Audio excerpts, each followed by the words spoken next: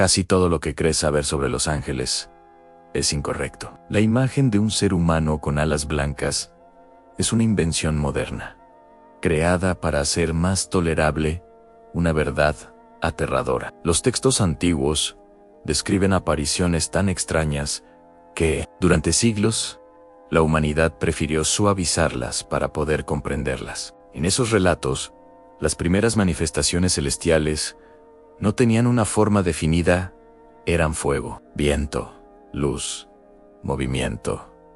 Eran pura presencia, no una figura. Vamos a los manuscritos hebreos más arcaicos, abiertos, aquí, sobre esta mesa de piedra. Algunos de estos textos, escritos hace más de 2500 años, describen seres de fuego, de luz y de movimiento puro. Ninguno tenía alas, ninguno se parecía a un ser humano. Esa idea vendría mucho después. Los primeros seres celestiales eran algo completamente distinto, algo que desafiaba la imaginación. Uno de los primeros encuentros documentados entre un humano y un ser celestial ocurrió en un desierto, iluminado por un fuego que no producía humo. Según los textos, Moisés se topó con un arbusto ardiente que no se consumía. Era un fuego vivo, consciente, que hablaba sin tener boca. Imagina la escena.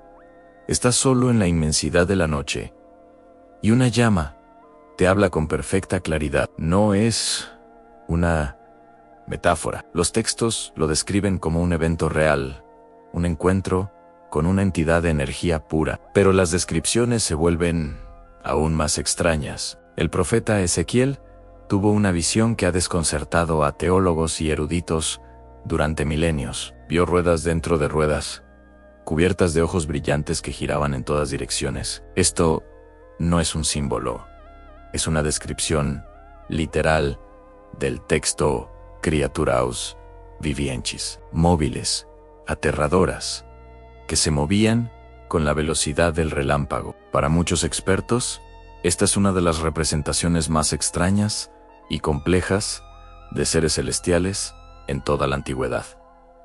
¿Qué clase de ser es una maquinaria viviente cubierta de ojos? En la misma visión, Ezequiel describe el trono de Dios, un trono de luz, flotando en el cielo, sostenido no por nubes, sino por 4 criaturas vivientes con rostros múltiples, en uno de león, uno de toro, uno de humano y uno de águila. Estos seres, conocidos como los querubines, no son los bebés con alas del arte renacentista. Son entidades híbridas, imponentes, guardianes del trono divino, con alas de fuego y un poder abrumador. La Biblia los presenta como seres de una majestad temible, símbolos de la creación entera, sirviendo a su creador. Otros textos describen seres cuya apariencia era simplemente como un relámpago. El profeta Daniel, por ejemplo, se encontró con un ser cuyo rostro brillaba como el sol y cuyos pies parecían columnas de fuego. La descripción es tan intensa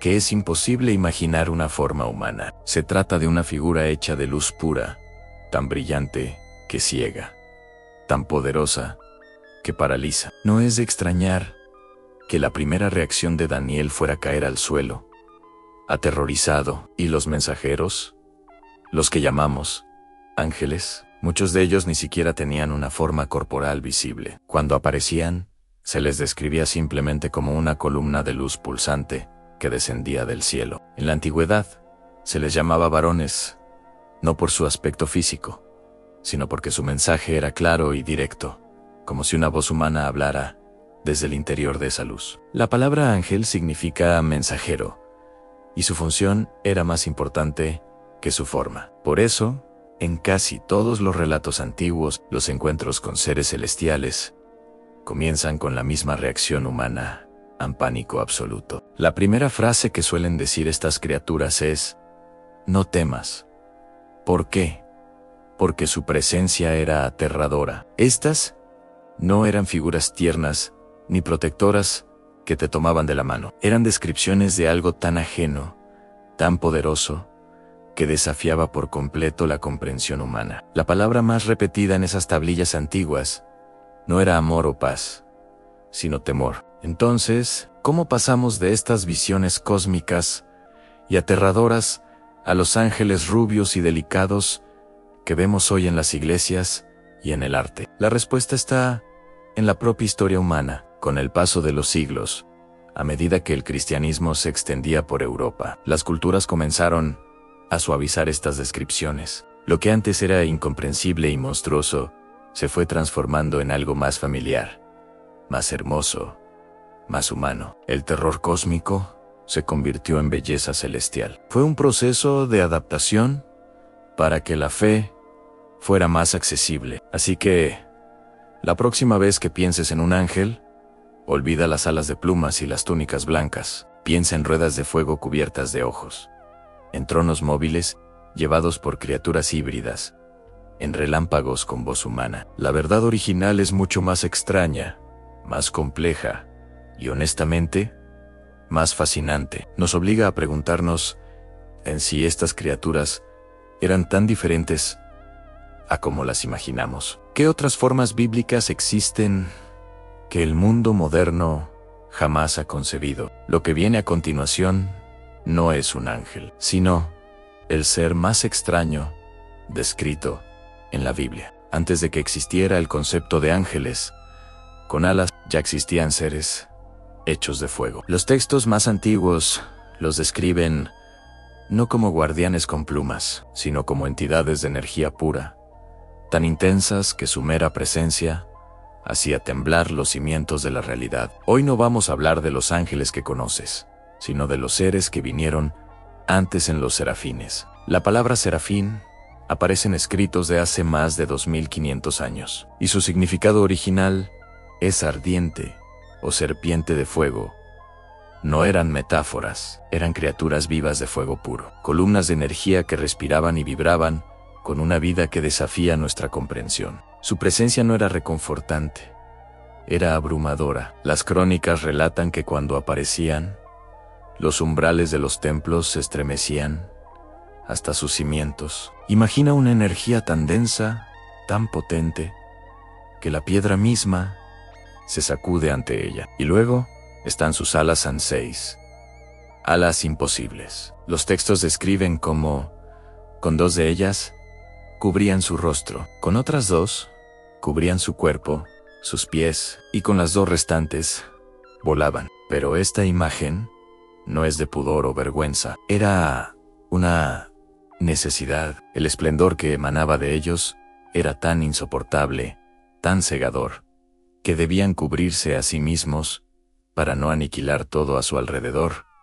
con su propia luz. No se cubrían para ocultarse de Dios, se cubrían para proteger la creación de su propia gloria incandescente. Su vuelo no era un simple aleteo, era un desplazamiento que rompía las leyes del espacio. Tratar de seguir el movimiento de un serafín con la vista sería inútil. Los textos antiguos dicen que corrían y volvían a la semejanza del relámpago. Esto no significa que fueran rápidos en un sentido humano. Significa que su movimiento no era lineal. No viajaban de un punto A a un punto B, simplemente dejaban de estar en A y comenzaban a estar en barrio. Aparecían donde desaparecían y desaparecían donde aparecían, existiendo en múltiples puntos en el mismo instante. Eran como un parpadeo cósmico, una manifestación instantánea de voluntad pura, moviéndose no a través del espacio, sino con el espacio mismo. Esta cualidad los hacía impredecibles,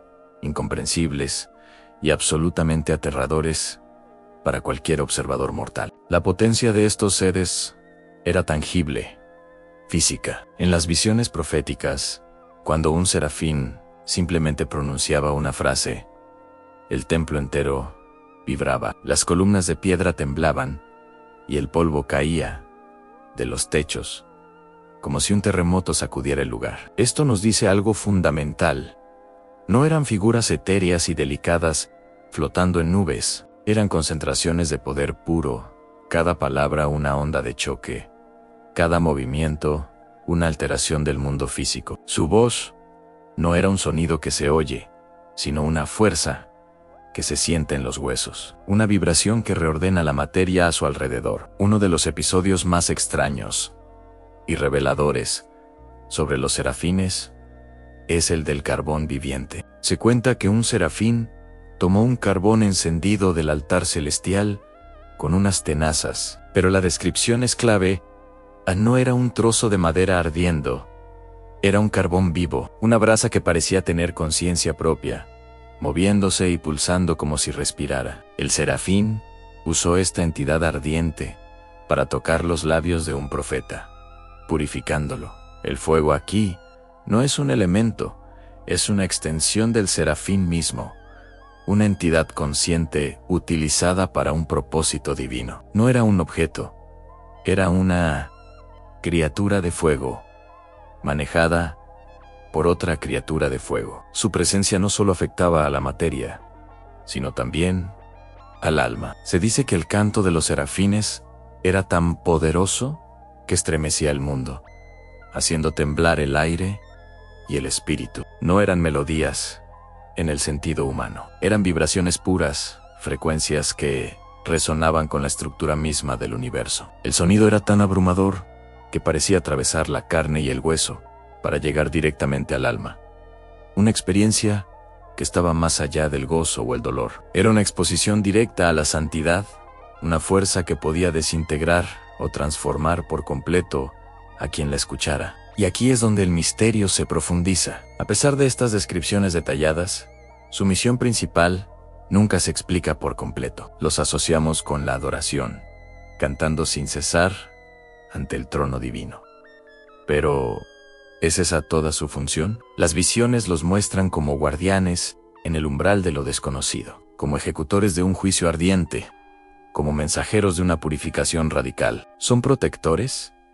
¿Son destructores? ¿Son simplemente manifestaciones de la voluntad divina sin una agenda propia? Su verdadero propósito es un enigma que la teología ha intentado descifrar durante milenios sin llegar a una conclusión. Son un misterio viviente. Es crucial entender cómo eran percibidos. Los profetas que tuvieron estas visiones no los describieron como seres hermosos y reconfortantes. Las reacciones fueron de miedo, de terror existencial. Al ver a un serafín, los humanos caían al suelo, convencidos de que iban a morir. Se sentían impuros, pequeños, deshechos ante tal magnificencia aterradora. En la antigüedad, lo sagrado no era amable, lo sagrado era peligroso, incomprensible y abrumador. La belleza que les atribuimos hoy es una reinterpretación moderna. Originalmente, eran la encarnación del pavor divino. Sin embargo, su fuego no representaba únicamente destrucción. Representaba, sobre todo, transformación. El fuego en la tradición bíblica es un agente de purificación. Consume lo viejo, lo impuro, lo corrupto, para dejar espacio a lo nuevo, a lo puro, a lo renovado. Los serafines, como encarnaciones de este fuego, no son aniquiladores, son catalizadores del cambio. Su fuego es el que quema la escoria para revelar el oro. Son la personificación misma del concepto de que, para renacer, primero hay que arder. Son el símbolo de una transformación dolorosa, pero necesaria. Y así, nos quedamos con una imagen radicalmente distinta del ángel. No es un mensajero alado, sino una conciencia de fuego que existe en el límite de nuestra realidad. Pero si los serafines, los seres de fuego puro, son así de incomprensibles, entonces, los querubines, descritos en los mismos textos como criaturas de múltiples rostros y formas extrañas, son aún más impactantes. Los querubines bíblicos no eran niños alados, eran criaturas que desafiaban toda lógica humana. La imagen que tienes en tu mente, esa de bebés regordetes con alas y un arpa, es una de las mayores distorsiones de la historia. Los textos antiguos nos pintan un cuadro muy diferente. Hablan de seres tan complejos y extraños que cuesta creer que hayan sido imaginados hace más de 2500 años. Hoy vamos a desvelar su verdadera forma, una que está a años luz de los angelitos que adornan las iglesias. Abróchate el cinturón, porque vamos a conocer a los verdaderos guardianes del trono divino. Comencemos por lo más impactante, su rostro.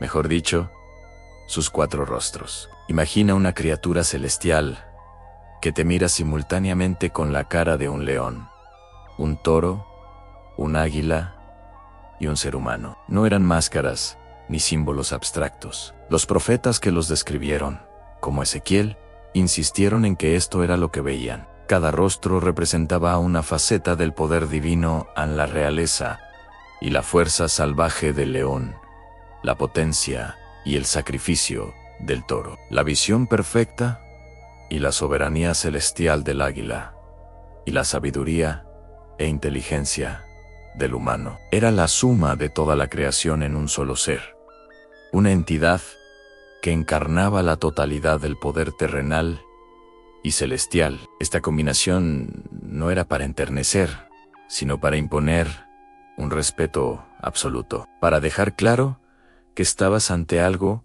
que trascendía por completo nuestra comprensión de la vida. Pero si los 4 rostros ya te parecen extraños, espera a ver el resto de su cuerpo. Los textos describen que sus alas y extremidades estaban completamente cubiertas por cientos, quizás miles, de ojos brillantes que no parpadeaban al unísono, sino que se movían con una inteligencia propia. Cada ojo era un portal a la percepción absoluta. Nada, absolutamente nada, escapaba a su mirada. Podían ver el pasado, el presente y el futuro simultáneamente. Observaban no solo el mundo físico, sino también el reino espiritual, las intenciones ocultas en los corazones y los secretos del universo. Eran los vigilantes perfectos, centinelas cósmicos, diseñados para una omnisciencia total. Su presencia garantizaba que no había rincón en la creación donde algo pudiera esconderse de la vista de lo divino. Esta imagen, la de un ser cubierto de ojos, es una de las más inquietantes y poderosas de todos los textos sagrados. Ahora, ¿cuál era su función principal? No eran mensajeros ni guerreros en el sentido tradicional. Los querubines eran, literalmente, la arquitectura viviente del cielo. Formaban parte de lo que se conoce como el carro del trono, una especie de plataforma móvil sobre la cual reposaba una luz tan intensa que era imposible de describir. Ellos no solo empujaban o tiraban de este trono, ellos eran el trono. Sus cuerpos, sus alas y su energía conformaban la estructura misma del vehículo divino. Eran una maquinaria celestial, viva y consciente, una manifestación física del poder de Dios en movimiento. Piensa en ello, no es un trono de oro y joyas sostenido por ángeles, sino un trono hecho de ángeles. Esta idea, que tiene más de 2 milenios y medio de antigüedad, nos habla de una teología increíblemente avanzada, donde la línea entre ser y objeto, entre criatura y función, se desdibuja por completo. Su movimiento era otra de sus características más desconcertantes. Intenta imaginar esto: se desplazaban en cualquier dirección, hacia adelante, hacia atrás, a los lados, pero sin girar jamás. No tenían un frente o una espalda definidos. Si querían ir a la derecha, simplemente se movían a la derecha, con sus 4 caras, siempre mirando en sus respectivas direcciones. Los textos antiguos enfatizan que no se volvían cuando andaban.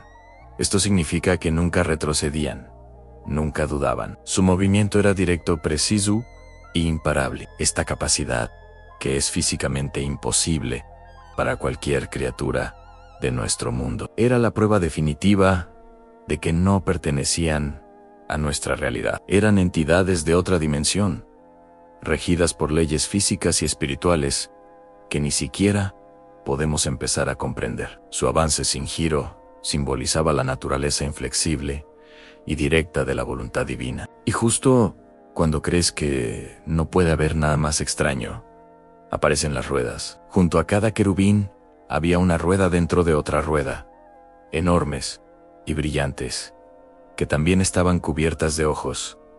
Estas no eran simples ruedas de un carro, eran seres conscientes, llamados ofanans en los textos hebreos. Se movían en perfecta sincronía con los querubines. Si los querubines se elevaban, las ruedas se elevaban. Si se detenían, ellas también. El espíritu de los querubines estaba en las ruedas. No eran objetos, sino una extensión de su ser, otra clase de entidad celestial que formaba parte de este increíble sistema de transporte divino. Esta simbiosis entre los querubines y las ruedas vivientes es uno de los conceptos más alucinantes de la angeología, sugiriendo una red de conciencia interconectada que opera como una sola unidad. Además, estas criaturas no existían en un vacío, estaban perpetuamente rodeadas por una esfera de fuego y relámpagos, un fuego que no las consumía, sino que emanaba de ellas. Eran seres de energía pura,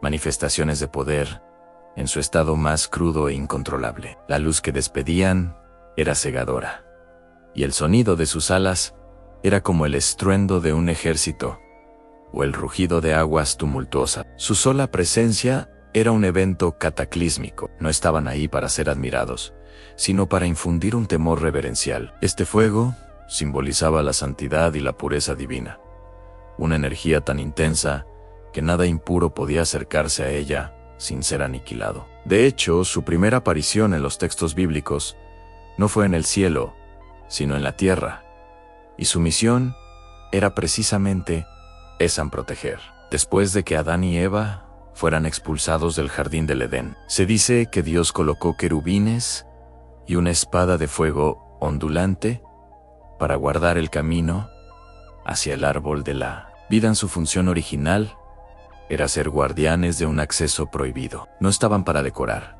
sino para impedir el paso a cualquiera que no fuera digno de entrar en un espacio sagrado. Esta imagen del querubín como un centinela formidable, armado y temible, es el polo opuesto del angelito indefenso que conocemos hoy.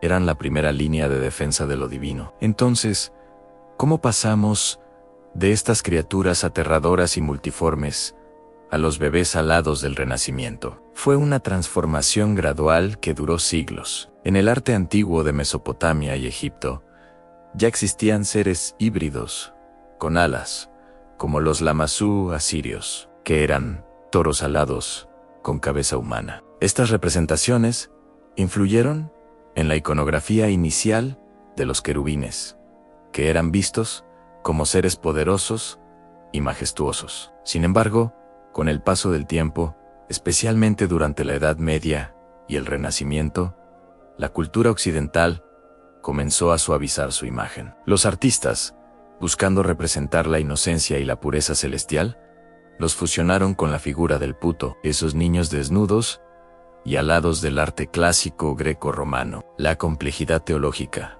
se sacrificó por una estética más agradable y menos perturbadora. El querubín original, el guardián de 4 caras, fue olvidado y reemplazado por una versión infantilizada y domesticada. Pero volvamos a su función principal, la que define su esencia: el trono que viaja. Los querubines no son solo guardianes estáticos, son el motor de un sistema de transporte divino. El profeta Ezequiel describe una visión donde este carro del cielo, impulsado por los querubines y las ruedas vivientes, se mueve sobre nubes densas, viajando a través del cosmos. No es un viaje en el sentido humano, de un punto A un punto B en nuestro espacio-tiempo. Es un desplazamiento entre dimensiones, una manifestación móvil de la presencia divina que puede aparecer en cualquier lugar y en cualquier momento. La idea de un trono que es, a su vez, un vehículo interdimensional, es ciencia ficción cósmica, escrita hace miles de años. Nos muestra que la concepción de lo divino no era estática, sino dinámica, omnipresente y capaz de atravesar la tela misma de la realidad. Y así, el misterio que rodea a los querubines, en lugar de resolverse, solo se intensifica. Cuanto más profundizamos en los textos antiguos, más nos damos cuenta de lo poco que entendemos. Estas criaturas no son simples mensajeros alados. Son seres complejos, una fusión de biología y tecnología sagrada, de conciencia individual y colectiva. Son los guardianes, la estructura y el motor del trono divino. Su forma desafía la lógica, su movimiento desafía la física, y su propósito trasciende nuestra imaginación. Y si los querubines ya te parecen imposibles de concebir, espera conocer a sus compañeros de viaje, porque el ser que viene a continuación es, si cabe, todavía más extraño. Prepárate para el próximo episodio, donde nos sumergiremos en el enigma de los Ophanans, las ruedas vivientes del cielo. Las ruedas vivientes no solo se movían, pensaban, y su propósito sigue siendo uno de los mayores misterios bíblicos. No te olvides de suscribirte y activar las notificaciones para no perderte nuestro próximo viaje a lo desconocido. Gracias por acompañarnos.